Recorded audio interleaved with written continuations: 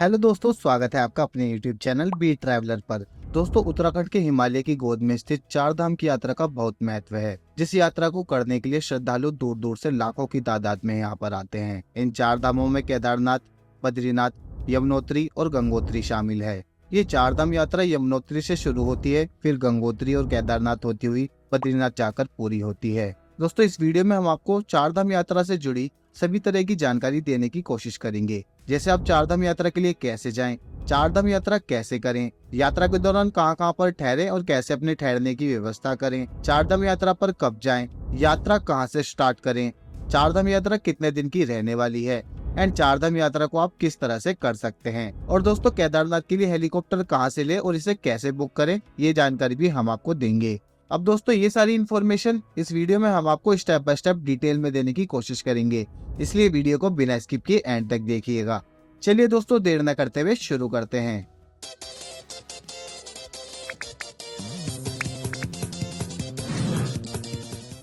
दोस्तों, हर साल चार धाम यात्रा अक्षय तृतीया के शुभ दिन से शुरू होती है और इस साल 10 मई से केदारनाथ, यमुनोत्री और गंगोत्री के पट खुल चुके हैं और बद्रीनाथ धाम के पट 12 मई से खुल चुके हैं। दोस्तों, सबसे पहले बात करते हैं कि आप अपनी यात्रा की शुरुआत कैसे करेंगे। चार धाम यात्रा शुरू करने के लिए सबसे पहले आपको अपने शहर से हरिद्वार तक पहुंचना होगा, क्योंकि हरिद्वार से ही आपकी चार धाम यात्रा शुरू होती है। एंड आप हरिद्वार तक बस, ट्रेन या फ्लाइट के थ्रू भारत के किसी भी शहर से पहुंच सकते हैं। अगर आप बस से हरिद्वार तक पहुंचना चाहते हैं तो आपको दिल्ली, हरियाणा, पंजाब या फिर उत्तर प्रदेश से डेली बेसिस पर चलने वाली बसेस मिल जाती हैं। दिल्ली से हरिद्वार की दूरी 240 किलोमीटर की है और दिल्ली के कश्मीरी गेट से आपको हरिद्वार के लिए बसेस मिल जाती हैं, जिसकी टिकट 350 रुपए से लेकर 400 रुपए तक की रहती है, जो कि पर पर्सन के हिसाब से होती है। बस आपको 5 से 6 घंटे में हरिद्वार तक पहुंचा देती है। अगर आप ट्रेन के थ्रू हरिद्वार तक पहुंचना चाहते हैं तो दोस्तों, आप हरिद्वार रेलवे स्टेशन तक ट्रेन से आ सकते हैं। हरिद्वार रेलवे स्टेशन के लिए आपको भारत के कई बड़े शहरों से डायरेक्ट ट्रेन की सुविधा मिल जाती है। और अगर आप फ्लाइट के थ्रू हरिद्वार तक पहुंचना चाहते हैं तो आप देहरादून के जोली ग्रैंट एयरपोर्ट तक या फिर दिल्ली के इंदिरा गांधी एयरपोर्ट तक बाई फ्लाइट आ सकते हैं। और जोली ग्रैंट एयरपोर्ट से हरिद्वार की दूरी लगभग 40 किलोमीटर की है, जहां से आपको बसेस एंड टैक्सी मिल जाती है हरिद्वार तक के लिए। दोस्तों, अब आप हरिद्वार तक पहुंच जाएंगे तो अब आप उस दिन अर्ली मॉर्निंग हरिद्वार पहुंचकर अपने ठहरने की व्यवस्था कर सकते हैं। और हरिद्वार में ठहरने के लिए आपको होटल, धर्मशाला, आश्रम और डॉर्मेट्री मिल जाती है, जो कि आपको बस स्टैंड से लेकर हर की पौड़ी घाट तक के रास्ते में देखने को मिल जाएगी। यहाँ पर आपको ठहरने के लिए होटल 500 रुपए से लेकर 700 रुपए तक में मिल जाएंगे और धर्मशाला आपको 200 रुपए से लेकर 300 रुपए तक में मिल जाएगी। एंड डॉर्मेट्री के प्राइस 200 रुपए तक रहते हैं। 200 से 250 रुपए तक में आपको डॉर्मेट्री भी मिल जाती है, जो कि पर पर्सन के हिसाब से होती है। लेकिन मैं आपको रिकमेंड करूंगा कि आप अपने ठहरने की व्यवस्था हर की पौड़ी घाट के आसपास में ही करें। होटल हर की पौड़ी घाट के आसपास में आपको 600 रुपए से लेकर 1000 रुपए तक में मिल जाएंगे। दोस्तों, यात्रा शुरू करने से पहले आपको यात्रा का रजिस्ट्रेशन करवाना होगा। यात्रियों को अपना ऑनलाइन या फिर ऑफलाइन रजिस्ट्रेशन करवाना इम्पोर्टेंट है और ये रजिस्ट्रेशन आप उत्तराखंड पर्यटन विभाग की ऑफिशियल वेबसाइट से ऑनलाइन करवा सकते हैं।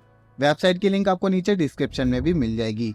और या फिर आप ऑफलाइन हरिद्वार में इस जगह से करवा सकते हैं। ये ऑफिस हरिद्वार रेलवे स्टेशन और बस स्टैंड से वॉकिंग डिस्टेंस पर ही है। अब आप उस दिन हरिद्वार में ही हरिद्वार के प्लेसेस पर घूम सकते हैं और दर्शन कर सकते हैं। हरिद्वार टूरिस्ट प्लेसेस को कैसे कवर करें और कहां कहां पर आप घूमने के लिए जा सकते हैं और कैसे घूमने के लिए जा सकते हैं, इसके ऊपर मैं पहले ही वीडियो बना चुका हूं। उसकी वीडियो की लिंक आपको ऊपर आई बटन में भी मिल जाएगी, आप उस वीडियो को देख सकते हैं या फिर आपको नीचे डिस्क्रिप्शन में भी लिंक मिल जाएगी, आप इसके बाद उस वीडियो को देख सकते हैं। और उसके बाद अगले दिन आप हर की पौड़ी घाट पर सुबह सुबह स्नान करके आरती में शामिल होने के बाद अपनी यात्रा शुरू कर सकते हैं, जैसा कि सभी श्रद्धालु करते हैं। दोस्तों, आपके पास हरिद्वार से चार धाम यात्रा शुरू करने के लिए कई सारे ऑप्शन हैं। डिपेंड करता है कि आप कितने मेंबर्स हैं और कितना आपका बजट है। जैसे कि आप बस के थ्रू, मिनी बस या फिर टेम्पो ट्रैवलर और टैक्सी के थ्रू भी यात्रा कर सकते हैं। एंड आप चाहे तो किसी भी ट्रैवल एजेंसी से कांटेक्ट करके पैकेज टूर बुक करके भी यात्रा कर सकते हैं। एंड दोस्तों, IRCTC की तरफ से भी चार धाम यात्रा के लिए पैकेज टूर आयोजित किए जाते हैं, जो कि बजटेड होते हैं और सुविधाजनक भी होते हैं। एंड दोस्तों, अगर आप अपनी फैमिली या फिर फ्रेंड्स के साथ कंफर्टेबल यात्रा करना चाहते हैं तो आप हरिद्वार से पैकेज टूर बुक कर सकते हैं या फिर आप अपनी पर्सनल व्हीकल बुक करके यात्रा कर सकते हैं। सब इस पे डिपेंड करता है कि आप कितने मेंबर्स हैं, उसी हिसाब से आपका पैकेज भी होता है। हरिद्वार से चार धाम यात्रा के लिए व्हीकल के हिसाब से किराया कुछ इस तरह से रहता है, जो कि पर डे के हिसाब से रहता है। और दोस्तों, यात्रा की डेट के हिसाब से इसके प्राइस अप डाउन होते रहते हैं। आप इन सभी चीजों की बुकिंग या तो ऑनलाइन पहले से ही करवा लें या फिर आप जिस दिन हरिद्वार पहुंचे उसी दिन आप बुक कर लें, ताकि अगले दिन से आप आराम से टाइम पर अपनी यात्रा शुरू कर सकें। एंड दोस्तों, आप चाहे तो यात्रा के रास्ते में रुकने के लिए गढ़वाल मंडल विकास निगम के होटल्स में भी ठहरने की व्यवस्था कर सकते हैं, जिसकी आप एडवांस बुकिंग करवा सकते हैं। या फिर आप अपनी सुविधा के हिसाब से रास्ते में जहां जहां आपका मन करता है वहां पर आप ठहरने की व्यवस्था कर सकते हैं। दोनों ही ऑप्शन आपके लिए बेटर है। आप डायरेक्ट भी बुक कर सकते हैं या फिर आप ऑनलाइन पहले ही बुक करा लें। एंड दोस्तों, सबसे महत्वपूर्ण बात यह है कि आपको इस पूरी यात्रा को कंप्लीट करने में लगभग 9 से 10 दिन का समय लगेगा, जिसमें आप यमुनोत्री, गंगोत्री, केदारनाथ और बद्रीनाथ के दर्शन तो करेंगे ही, साथ ही साथ रास्ते में आने वाली ऋषिकेश, रुद्रप्रयाग, कर्णप्रयाग, केम्प्टी फॉल, लाखा मंडल और उत्तरकाशी, हरसिल, टेरी बाण, जोशीमठ एंड देवप्रयाग जैसे टूरिस्ट प्लेसेस पर भी घूम सकेंगे, जिनके बारे में हम आपको आगे वीडियो में बताएंगे कि आपको कैसे घूमना है। तो चलिए दोस्तों, अब आपको डे बाय डे यात्रा बताते हैं। दोस्तों, डे 1 में आप हरिद्वार से यमुनोत्री के लिए यात्रा शुरू करेंगे। हरिद्वार से यमुनोत्री जाने के लिए 2 रास्ते हैं। पहले रास्ते में देहरादून मसूरी होते हुए बड़कोट पहुंचना होता है एंड दूसरे रास्ते में ऋषिकेश, चंबा, टेरी होते हुए बड़कोट पहुंचते हैं। अगर आप देहरादून से होते हुए जाएंगे तो आपको सबसे पहले केम्प्टी फॉल देखने को मिलेगा। आप यहाँ पर भी घूमने के लिए जा सकते हैं और यहाँ के ऊंचे पहाड़ से गिरते हुए फेमस केम्प्टी फॉल के अमेजिंग नज़ारों का लुत्फ उठा सकते हैं। एंड यहाँ पर आप अच्छे से एंजॉय करिए और उसके बाद आप बड़कोट के लिए निकल जाएंगे। दोस्तों, रास्ते में आपको यमुना नदी पर बने पुल पर से होकर गुजरना होता है। बड़कोट से 25 किलोमीटर पहले यमुना नदी के पास ही एक गांव आता है जो कि काफी फेमस है और काफी खूबसूरत भी है, जिसका नाम है लाखा मंडल गाँव, जो कि सड़क वाले रास्ते से लगभग 2 किलोमीटर अंदर स्थित है। इस गांव में एक प्रसिद्ध शिव मंदिर भी है जहां पर आप पूजा करने के लिए जा सकते हैं। इस शिवलिंग की खास बात यह है कि ये एकदम शीशे की तरह दिखाई देता है। इसमें आपको आपका अपना चेहरा भी देखने को मिलेगा। आप यहाँ पर भगवान शिव जी के दर्शन करिए और उसके बाद आप पहुंच जाएंगे बड़कोट। अगर आपने पहले ही बुकिंग की हुई थी होटल्स में ठहरने की तो बेटर है, नहीं तो आप यहाँ पर भी आराम से होटल देख सकते हैं। काफी सारे आपको होटल्स देखने को मिल जाते हैं जहाँ पर आप अपने बजट के हिसाब से होटल का चयन कर सकते हैं। और यहाँ पर आपको खाने पीने के लिए भी टेंशन लेने की जरूरत नहीं है। यहाँ पर आप रेस्टोरेंट में भी खाने की व्यवस्था कर सकते हैं या फिर आप अपने होटल में भी खाने पीने की व्यवस्था कर सकते हैं। अब आप उस रात यहीं पर ठहरेंगे एंड उसके बाद आप नेक्स्ट डे यानी कि डे 2 में बड़कोट से यमुनोत्री के लिए निकलेंगे। लगभग 1 से 1.5 घंटे में आप सयान चट्टी होते हुए जानकी चट्टी पहुंचेंगे और आपको जानकी चट्टी से ही पैदल यात्रा शुरू करनी होगी, जो कि 6 किलोमीटर की पैदल यात्रा रहती है। एंड या फिर आप खच्चर, टट्टू या फिर पालकी के थ्रू भी अपनी यात्रा कर सकते हैं। अगर आप अपनी यात्रा करते हैं तो आपको लगभग 7 से 8 घंटे का समय लगता है पैदल यात्रा करने में। अब आप ऊपर यमुनोत्री धाम पहुंच जाएंगे। उत्तरकाशी जिले में स्थित यमुनोत्री धाम को 4 धाम यात्रा का पहला पड़ाव माना गया है। यहाँ सूर्यपुत्री और शनिदेव और यम की बहन देवी यमुना की पूजा होती है। समुद्र तल से 3235 मीटर की ऊंचाई पर स्थित यमुनोत्री धाम से लगभग 1 किलोमीटर की दूरी पर चंपासर ग्लेशियर है, जो कि यमुना जी का मूल उद्गम है। धर्म ग्रंथों में उल्लेख है कि यह पवित्र स्थान एक साधु असित मुनि का निवास स्थान था। उन्होंने देवी यमुना की आराधना की, जिससे प्रसन्न होकर यमुना जी ने उन्हें दर्शन दिए। कहा जाता है कि यहाँ पर स्थित यमुना मंदिर का निर्माण जयपुर की महारानी ने 19वीं सदी में करवाया था।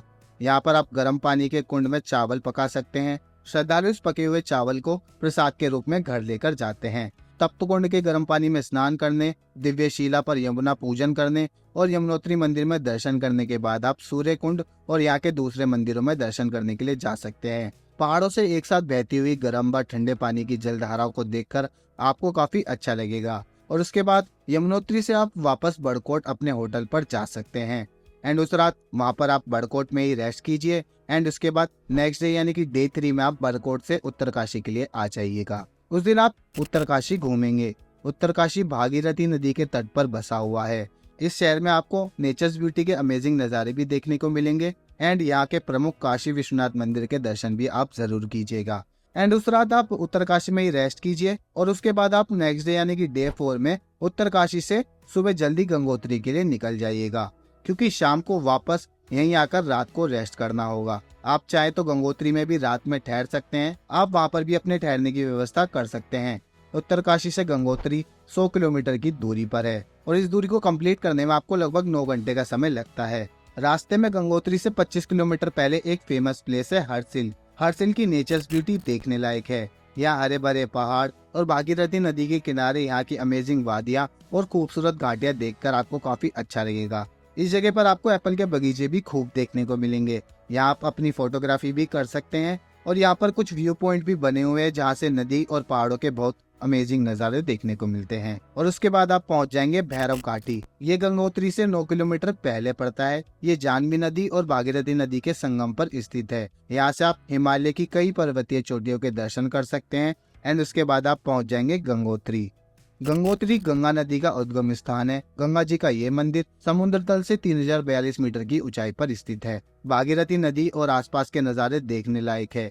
कहते हैं कि गंगा मैया के मंदिर का निर्माण गोरखा कमांडर अमर सिंह थापा द्वारा 18वीं शताब्दी के शुरुआत में किया गया था। वर्तमान मंदिर का पुनर्निर्माण जयपुर राजघरानी द्वारा किया गया था।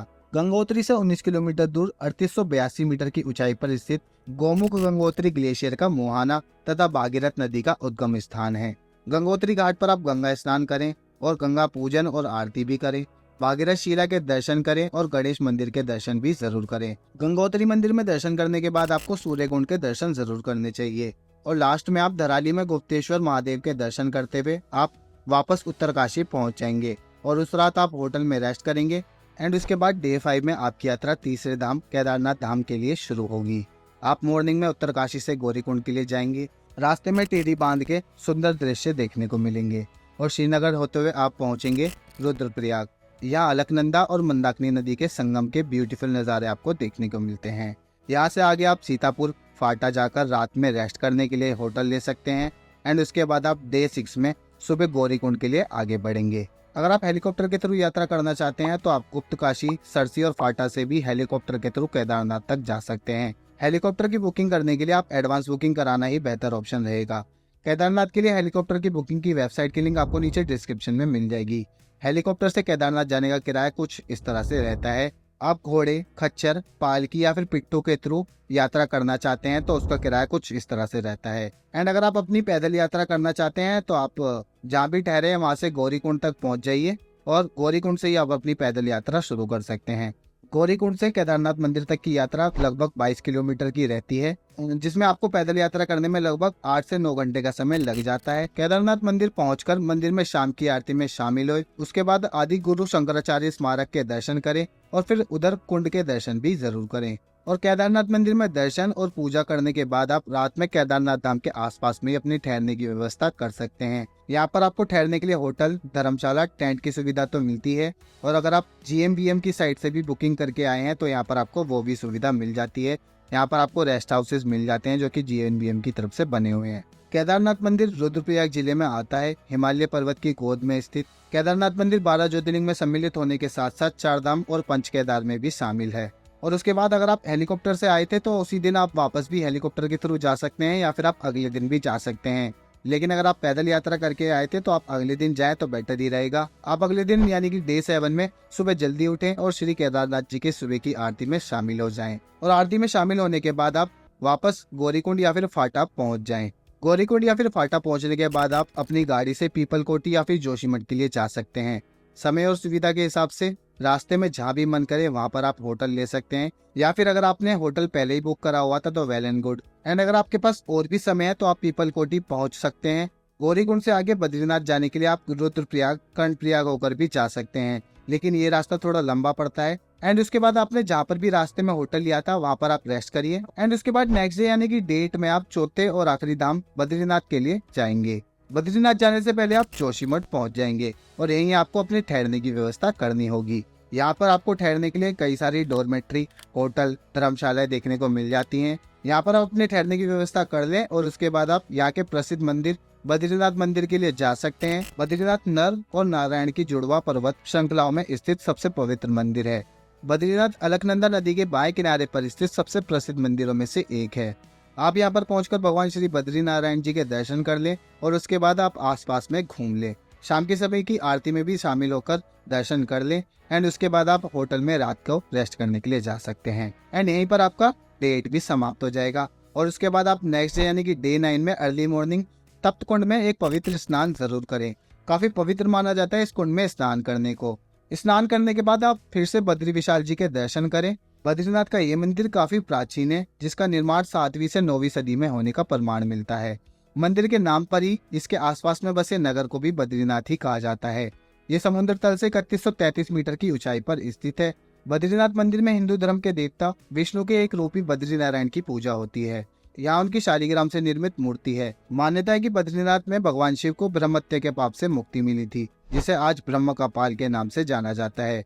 और यहाँ पर आप चरण पादुका के दर्शन भी कर सकते हैं, जिसके बारे में कहा जाता है कि ये भगवान विष्णु के पैरों के निशान हैं। यहाँ माता मूर्ति मंदिर भी है, जिन्हें बद्रीनाथ भगवान की माता के रूप में पूजा जाता है। बद्रीनाथ से 4 किलोमीटर दूर माना विलेज है, जो कि काफी फेमस विलेज है और ये तिब्बत से पहले भारत का लास्ट विलेज माना जाता है। माना विलेज के दूसरी तरफ भीम पुल है, जो कि एक विशाल चट्टान है। ये एक प्राकृतिक पुल का निर्माण करती है, जो बहती हुई सरस्वती नदी पर स्थित है।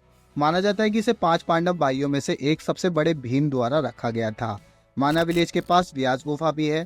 कहते हैं कि यहीं पर वेद व्यास जी ने महाभारत और पुराण कथाओं की रचना की थी। और उसके बाद आप वापस जोशीमठ में उस रात स्टे करेंगे और उसके बाद आप नेक्स्ट डे यानी कि डे 10 में अपनी चारधाम यात्रा का लास्ट डे बिताएंगे। डे 10 में आप अर्ली मॉर्निंग हरिद्वार या फिर ऋषिकेश के लिए वापसी करेंगे। आप देवप्रयाग होते हुए ऋषिकेश पहुंचते हैं। ये ऋषिकेश से 75 किलोमीटर पहले ही देवप्रयाग का प्रसिद्ध तीर्थ स्थान आता है। यहाँ रुकना और संगम के दर्शन करना नहीं भूलें। ये अलकनंदा नदी तथा भागीरथी नदी के संगम पर स्थित है। इसी संगम स्थल के बाद इस नदी को पहली बार गंगा के नाम से जाना जाता है। ये स्थान उत्तराखंड राज्य के पंचप्रयाग में से एक माना गया है। देवप्रयाग से आप सीधे ऋषिकेश आ जाएंगे। उस रात यहीं रुके और अर्ली मॉर्निंग यहाँ गंगा किनारे बैठकर नेचर्स ब्यूटी को एंजॉय करें। और चाहे तो आप ऋषिकेश में भी राम झूला, लक्ष्मण झूला, त्रिवेदी घाट, वशिष्ठ गुफा और शाम के समय गंगा आरती में भी शामिल हो सकते हैं। या फिर आप उसी दिन ऋषिकेश से या फिर हरिद्वार पहुंचकर हरिद्वार से अपने घर के लिए वापस लौट सकते हैं। यहीं पर आपकी यात्रा समाप्त होगी। तो दोस्तों, इस वीडियो में मैंने आपको डिटेल में सारी जानकारी डे बाय डे देने की कोशिश की है, इसलिए वीडियो को थोड़ा टाइम जरूर लग गया है। अगर आपने ये वीडियो अभी तक देखी है तो वीडियो को लाइक और शेयर जरूर करिएगा, ताकि ये जानकारी आपके उन दोस्तों या फिर परिवार तक पहुंच सके जो चारधाम यात्रा करना चाहते हैं। तो दोस्तों, आज की वीडियो में बस इतना ही। आई होप आपको मेरी इस वीडियो से चारधाम यात्रा से जुड़ी हुई सभी जानकारी डिटेल में मिली होगी। अगर फिर भी कोई क्वेश्चन मुझसे छूट गया है तो आप हमें कमेंट करके पूछ सकते हैं, या फिर आप हमें फेसबुक या फिर इंस्टाग्राम पर मैसेज करके भी पूछ सकते हैं। हम वहाँ पर भी आपको इसी तरह की जानकारियाँ देते रहते हैं। आई होप आपको मेरी ये वीडियो पसंद आई हो। वीडियो को टारगेट दोस्तों 1000 लाइक का है, तो वीडियो को 1000 लाइक तक जरूर पहुँचाएं। आपकी ये चारधाम यात्रा मंगलमय हो। हर हर Mahadev. Thank you so much. जय हिंद।